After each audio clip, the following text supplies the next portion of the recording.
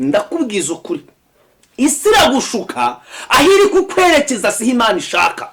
Njya mbona abantu bamara isi mara kuzamura, isi yamara kumugeza ahantu bagasigara bahakana gukora kw'Imana, bagasigara bahakana ibitangaza, bagahakana ko Imana ishoboye. Amahoro ndi kukubwira uzayasanga muri Kristo Yesu. Amahoro ndi kukubwira azaguhindura kuba umwana w'Imana. Amahoro ndi kukubwira azaguha ubutware n'ubushobozi hejuru y'imbaraga z'abadayimoni.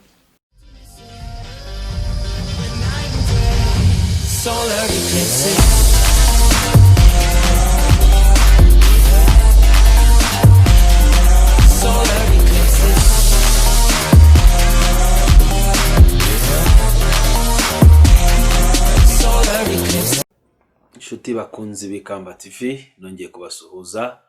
Amahoro y'umwami wacu Yesu Kristo nabane namwe, kandi ubwiza n'icyubahiro by'Imana bigumye biganze muri mwe. Mbifurije umugisha w'Imana aho muherereye hose mu izina rya Yesu. Ndabizi mudukurikira muri benshi, kandi mubona ibiganiro tugenda dushyiraho, tugerageza kuzana abigisha batandukanye, ubuhamya butandukanye kugira ngo turusheho kubereka uburyo Yesu akora. Tugeze kuri iyi saha n'uyu munota kuko Yesu yaturinze. Ndashima Imana ko nawe yakurinze. Imana ihabwa icyubahiro. Turashima komenti zanyu kuri yanyu, n'ikindi uko mugenda mutura ko muri kumwe natwe turabibashimira. Reka shimire n'abandi bantu badutera inkunga mu buryo butandukanye, bwabo bw'amasengesho, bw'amafaranga, n'abatugira inama. Mwese Imana ibahe umugisha. Reka dutangire dusenga rero.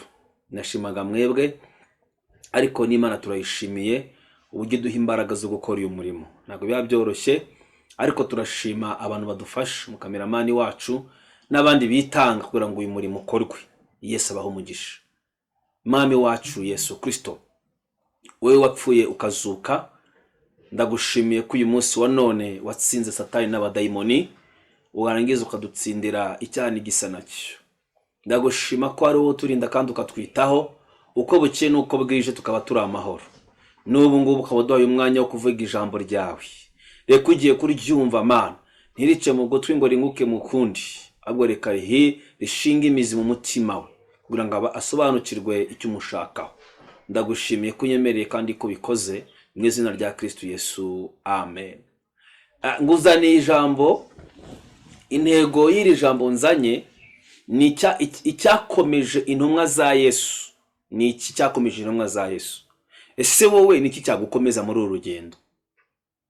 Udafite inzu, ntugire imodoka, ntugire umugore, ntugire abana, ariko warakiyese umwami n'umukiza, ubundi wakomezwa n'iki?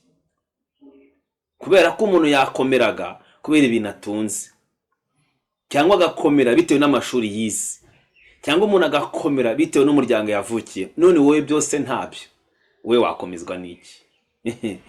Niyo mpamvu nguzanira ijambo. Ni iki cyagukomeza famiye idahari? Ni iki cyagukomeza papa na mama baragusize uri imfubyi? Ni iki cyatuma ugira amahoro mu mutima udafite amafaranga? Kubera ko amafaranga rimwe na rimwe aradukomeza, inzu ziradukomeza, amashuri, umuntu akaba afite amahoro bitewe n'uko ameze. None wowe ni iki cyaguha amahoro? Amafaranga ntayo, ibyo byose bidahari. Ndagira ngo nguhe umuti. Ijambo ry'Imana niwe muti. Haleluya. Imana niwe muti, ni ushobora kudufasha kugira ngo mu gihe nk'iki nge nawe tubashe gusobanukirwa icyadukomeza muri uru rugendo. Reka dusome ijambo ry'Imana riri mu gitabo cya Yohana ibice 14 umurongo waho 25. Niki Yesu avuze? Yesu asezeranya abigishwa be. Yesu asezeranya abigishwa be. Ntabwo ari bo gusa yasezeranyije, nawe yaragusezeranyije, nanjye yarasezeranyije. Amen. Umva icyo Imana ivuze. Biravuze ngo ibyo mbibabwiriye nkiri kumwe namwe, ariko umufasha ari we Mwuka Wera, ubwo data azatuma mu izina ryanjye, niwe uzabigisha byose, abibutse n'ibyo ntababwiye byose. 27 niwo murongo nashaka kugira ngo nkubwire. Mbasigiye amahoro, amahoro yanjye ndayabahaye, icyakora simbahaye nk'uko ab'isi batanga. Amen. Umva, uyu ni Yesu uri kuvuga. Uwo murongo ndagira ngo wongere wumve neza. Mbasigiye amahoro yanjye ndayabahaye, icyakora simbaha nk'uko ab'isi batanga. Imitima yanyu ntihagarare kandi ntimutinye. Mwumvise uko nabwiye nti nzagenda kandi nzagaruka aho muri. Iyaba mwankundaga mukaba munejejwe nuko njya kwa data, kuko data anduta. Nuko rero mbibabwiriye bitaraba ngo ubwo bizaba muzizere. Sinkivugana namwe byinshi kuko umutware w'iyisi aza kandi ntacyo amfiteho, ahubwo nkora uko data yantegetse, kugira ngo ab'isi bamenye ko munkunda. Haleluya. Hano ndashaka kuvuga iki? Ndashaka kuvuga, hari ijambo hepfo yavuze ryanejeje ngo nimuhaguruke tuve hano. Amagambo akomeye, n'amagambo Yesu yabwiye abigishwa be, ayababwiriye mu kibazo. Arabwira ko nubwo batazabona ibyo bashaka, ariko w'amahoro abahaye si nk'ay'isi itanga. Ndagira ngo unyumve neza. Isi ishobora kuguha amahoro, ariko yamara kuguha amahoro mu kandi kanya ikayakwaka. Ntabwo bizi ko isi yakuzamura ejo ikakumanura, ntubizi ko wakomera none ejo ukamanuka. Iyo ni isi. Isi irakuzamura yagira hano ikakumanura. Isi ikwereka ko uhetinze. Isi ikwereka ko ukomeye, niwo muprofete, niwo ubwiriza, niwo uhanura. Isi igukomera amashyi. Isi ikwereka ko wize kaminuza. Isi ikwereka ko utabikoze naho ndi wabikora. Reka mbwira abantu bakurikiye Ikamba TV, rimwe na rimwe isi izakubwira ko ari wowe mwiza, izakubwira ko ari wowe uzi ubwenge, izakubwira ko ari wowe ufite tayi, izakubwira ko ari wowe munyabwenge, izakubwira ko ari wowe mutunzi, ukandagira abashomeri, ukandagira abatarize. Isi izakubwira ko abantu bose bagukunda. Ndakubwiza ukuri, isi iragushuka, aho iri kukwerekeza si Imana ishaka. Njya mbona abantu bamara isi mara kuzamura, isi yamara kumugeza ahantu bagasigara bahakana gukora kw'Imana, bagasigara bahakana ibitangaza, bagahakana ko Imana ishoboye. Ariko reka ngubwire, ibyo byose waba ufite, ibuka ko Yesu yavuze ngo isi iratanga ikongera ikaka, ariko Yesu atanze ntabwo yongera kwaka. Iyi Imana iguhaye amahoro, nta muntu waguha amahane. Iyi Imana iguhaye amahoro, amafaranga aribwiriza. Iyi Imana iguhaye amahoro, famille iragukunda. Isi yaguha amahoro ukarwara diabete, isi yaguha amahoro ukarwara hepatite, ariko iyi Imana iguhaye amahoro, hari imbaraga z'Imana za mu buzima bwawe. Uranyumva neza? Dufite ikibazo kuko abantu isi bazamura, ariko ndagira ngo unyumve neza. Haleluya. Ibyo mbibabwiriye kugira ngo mugire amahoro muri nje. N'ahandi haba amahoro, ntabwo ari muri dogitora, ni nziza. Ntabwo ari muri etaje, ni nziza. Amahoro ndi kukubwira uzayasanga muri Kristo Yesu. Amahoro ndi kukubwira azaguhindura kuba umwana w'Imana. Amahoro ndi kukubwira azaguha ubutware n'ubushobozi hejuru y'imbaraga z'abadayimoni. Yesu abwira abigishwa be, Yesu yagendanye n'abigishwa, ariko yarazibizaba, yaraziko nyuma y'urugendo. Reka ngubwire, bari abigishwa bari barakurikiye Yesu, bazi ko bazamukura etaje, bazi ko bazamukurikira abagore, bazi ko bazamukura amafaranga. Yesu apfa ntacyo abahaye, ariko abasigira password ivuga ngo amahoro mushaka ari muri nge. Bishatse kuvuga iki? Iyo ufite Yesu uba ufite amahoro. Hanze ya Yesu nta mahoro, hanze ya Yesu nta buzima, hanze ya Yesu nta rushako, hanze ya Yesu nta rugo, ariko muri Yesu harimo umugore n'abana. Muri Yesu harimo byose. Niyo mpamvu uzakora n'umugabo agakora ariko mukabura amahoro. Niyo mpamvu uzabyara abana barindwi ariko ukabura amahoro. Niyo mpamvu uzataha muri quartier nziza ariko ukabura amahoro. Kubera iki? Nta Yesu uri muri ibyo. Ndagira ngo unyumve neza. Uyu mugabo ndi gukubwira witwa Yesu, iri jambo ndiho kukubwira, haleluya. Yongeye kubivuga muri 16 Yohana umurongo wa 33. Yaravuze iki? Ibyo mbibabwiriye kugira ngo mugire amahoro muri nge, mwisi kugira ngo amahoro, haleluya, kugira ngo umubabaro ariko nimuhumure nanesheje isi. Isi iteza umubabaro, isi izana agahinda, ariko bijya bise babwiye ngo muhumure nanesheje isi. Iyo rero uri muri Kristo Yesu ubuzi ko Yesu yanesheje isi. Yesu ashimwe cyane. Yohana 14:27 aya magambo yavuze kugira ngo musobanukirwe neza ku isi isi ni konsa uzamenye ko izagucusa, isi ni guhibera uzamenye ko kizari gukuraho. Reka ngubwire, aho utuye hari hatuye abandi, iyo office urimo hari abandi bari bayirimo. Iyo modoka ugendamo ya leta hari abandi bayigendagamo, bagiye hese. Isi yarabakuyeho nyiri bashyira ahandi. Reka ngubwire, buri wese kuri iyi si akeneye amahoro, kandi amahoro atangwa na Yesu. Mugira amahoro yari muri Kristo Yesu. Haleluya.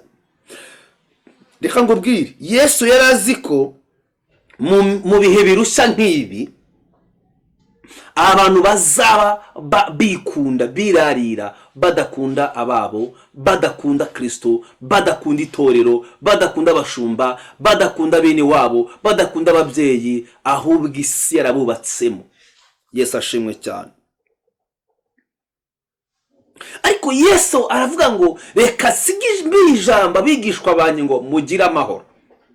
Iri jambo ngubwiye rero ndagira ngo ngubwire ibintu bitatu bishobora gutuma ugira amahoro mu mutima kandi uri mu isi, kandi udatunze iby'isi. Icyambere ni uguhora wizeye ko ibyo utarabona none ejo uzabibona.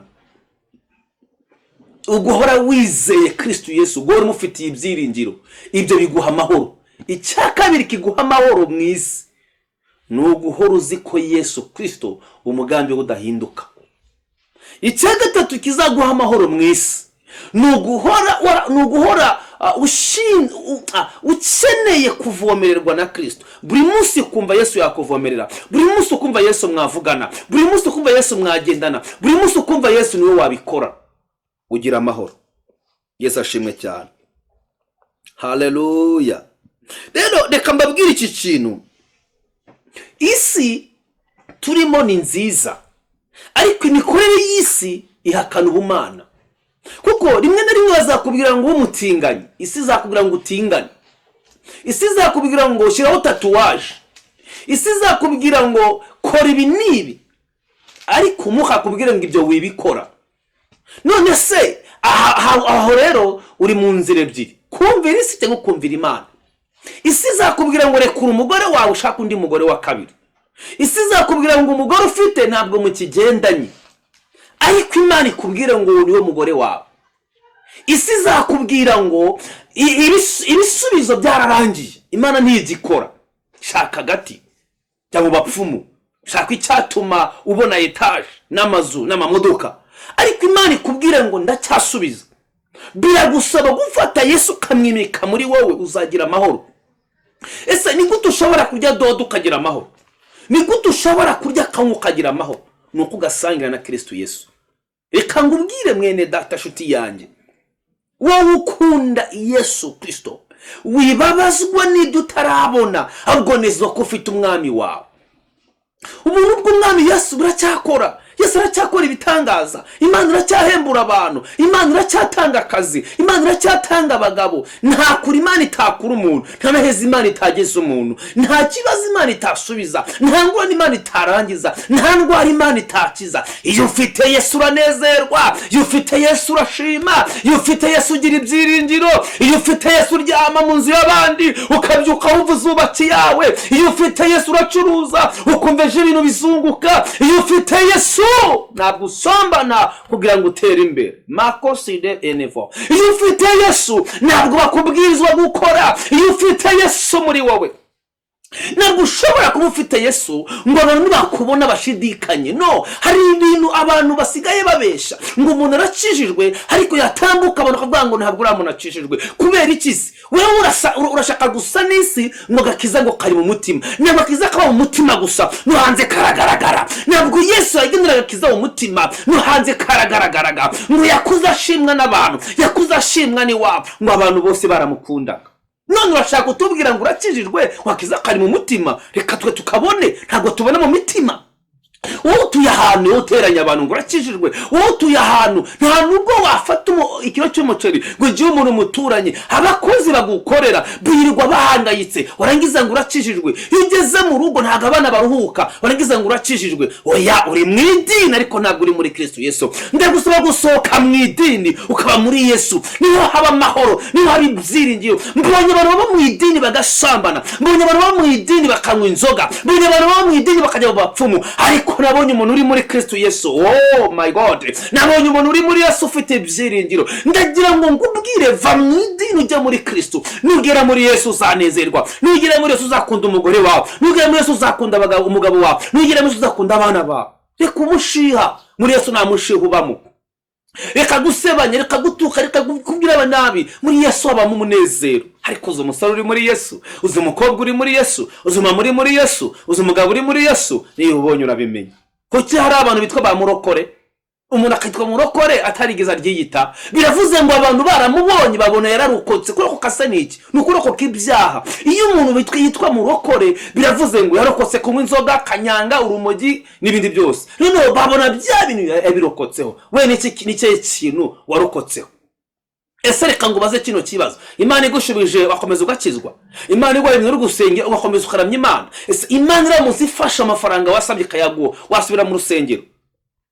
Iri mirarebe biguhaye yakubura. Niyo mpamvu rimwe na rimwe Imana yaretse abigishwa bayo kubaha ibintu ngo batava mu muhamagaro. Abigishwa ba Kristo Yesu yababwiye ijambo rikomeye ngo basigiye amahoro, kandi amahoro yanjye be muri mwebwe.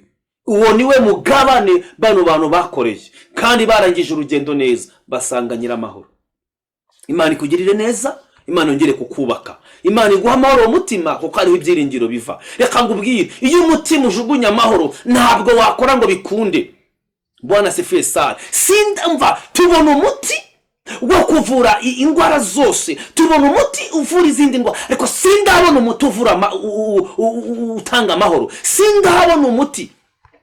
Tubona imiti ivura malaria, diabete, kanseri n'ibindi ndwara zose, ariko reka ngubwire, sindabona farumasi icuruza umuti utanga amahoro, sindabona farumasi icuruza umuti utanga umunezero, sindabona farumasi icuruza umuti uzana amahoro mu rugo, mu muryango. Oya, farumasi itanga amahoro ni Kristo yonyine. Farumasi icuruza umuti utanga amahoro ni muri Yesu Kristo. Ayo mafaranga ntiyaguha amahoro, muguramiza ntiyaguha amahoro, muguramiza ntiyaguha amahoro, iyo modoka ntiyaguha amahoro, ariko gutunga Yesu Kristo kwa Yesu umwami n'umukiza bizaguha amahoro by'iteka ryose. Amen. Ndagira ngo ubwire ikirero ngana ku musozo. Iyemeze gutunga Yesu, waba ukize waba ukennye, kuko ni gutanga amahoro. Ikindi cya kabiri, iyemeze kutabangikanya Yesu n'ibindi byose. Gatatu, iyemeze kwemera gutukwa ariko Yesu Kristo gumane nawe. Ibyo bizatuma amahoro aboneka muri wowe. Reka ngubwire, umutima wawe ni umushinjacyaha wawe. Umutima wawe nukubwira ngo hano wasambanye uzihane, ni ukubwira ngo urakora amavuta uzayareke. Ari famiye zimwe na zimwe umuntu avukamo, ugasanga famiye irikunda, ugasanga famiye nifashanya, ugasanga famiye bagira amatiku. Aho hantu habuze iki? Habuze Yesu. Yesu yageze ahantu famiye idahuza zirahuza. Amen. Imana ibaha umugisha kandi bagirire neza. Uwiteka abafashe iri jambo rishinga imizi mu mitima yanyu.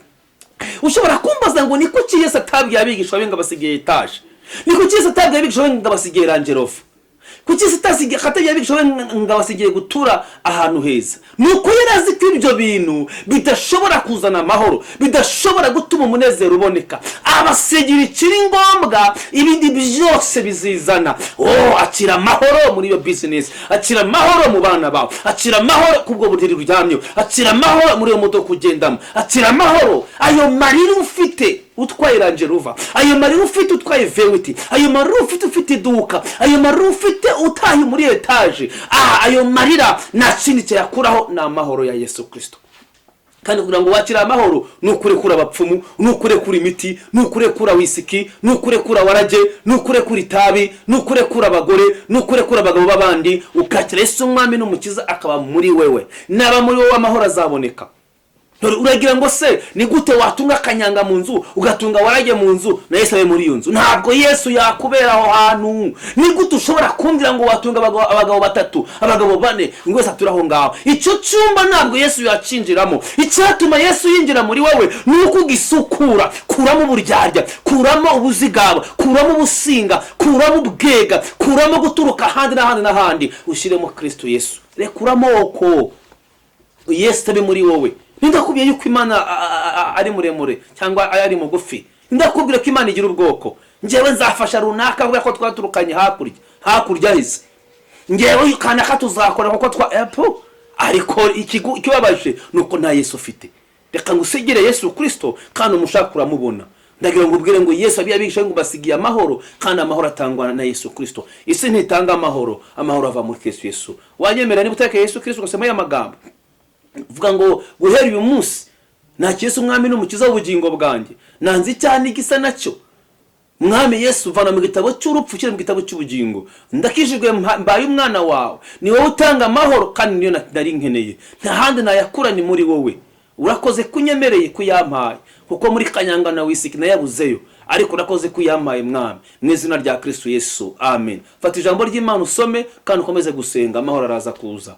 Vikafata urwaye ngusengere. Nyiringabo Imana utanga amahoro, sengeye umuntu ngo akiriye indwara, sengeye umuntu ngo atabarwe, sengeye umuntu ngo abone ukuboko kwawe, sengeye umuntu ngo umukomereze amaboko, afite umubaro n'agahinda, ariko muha amahoro kuko ari uyatanga. Ngaho shigikira buri wese, iri jambo uzaryo muri mwongeremo imbaraga, kuko amahoro atangwa nawe. Isi nitanga amahoro, akazi nigatanga amahoro, inzu ntitanga amahoro, ariko wowe utanga amahoro. Uri Imana ishobora guhindura amateka y'ubuzima bw'uyu muntu dukurikiranye, akwakira umwami n'umukiza w'ubuzima bwe, akaguha ibyumba byose ukabiyobora. Yakwakira amahoro kandi wayatanga, kuko aho wageze indwara zirakira, aho wageze amahoro araboneka, aho wageze umugabo n'umugore barumvikana, aho wageze divorce iragenda, aho wageze ingomba zirabyara, aho wageze abari maye barareba, aho wageze uburwayi burahunga, aho wageze mwami birashoboka. Uyu muntu ufasha arwaye reka yakira gukira, amavuta y'Imana agumye kumubaho. Ndagushimye kunyemereye kuba nucyo gukora ibirimo n'ibitangaza mu izina rya Yesu, amen. Ngusabiye amahoro kandi amahoro abe muri wowe n'umuryango wawe mu izina rya Yesu, amen.